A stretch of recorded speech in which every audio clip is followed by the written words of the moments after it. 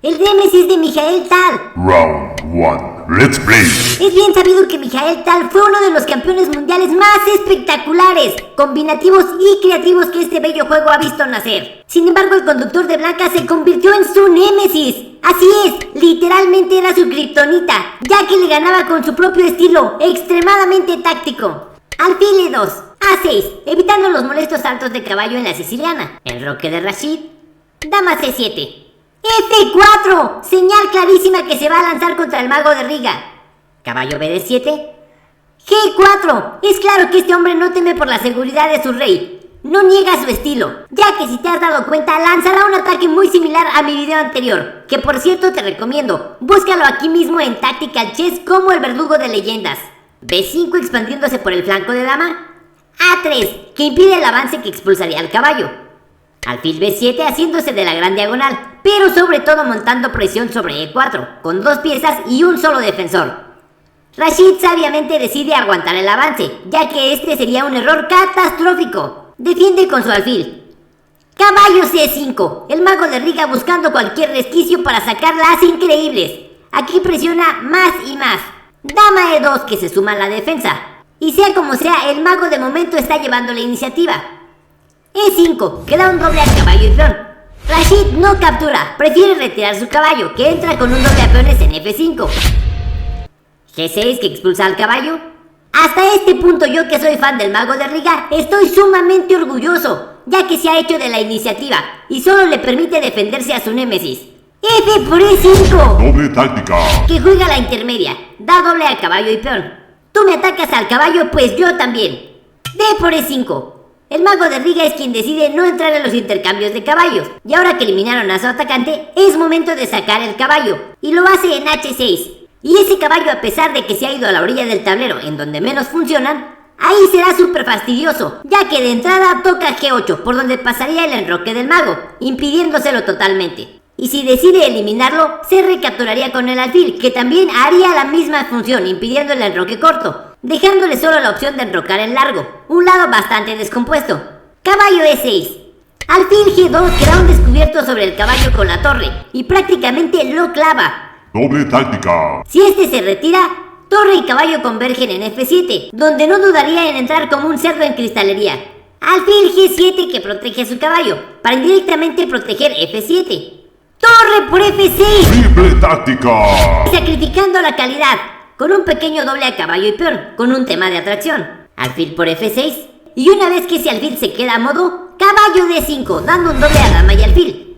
Es cierto que aquí el alfil del mago de Riga pudo haber eliminado ese caballo, pero teniendo en cuenta que tras la recaptura el peón tocaría al caballo y se abriría la columna de la dama, esto cuando el rey está en el centro es lo menos que deseas hacer cuando tienes a alguien sumamente táctico y combinativo enfrente. Dama D8 que protege su alfil. Dama F2 que ejerce aún más presión sobre ese alfil, ahora con dama y caballo, invitándole de manera más insistente a que elimine al caballo. Ahora, prácticamente esa dama clavó al alfil, ya que si lo retira, hay mate. Checkmate. ¿Volvemos? El mago de Riga ya comienza a verse en situaciones complicadas. Caballo F4 para cubrir su alfil.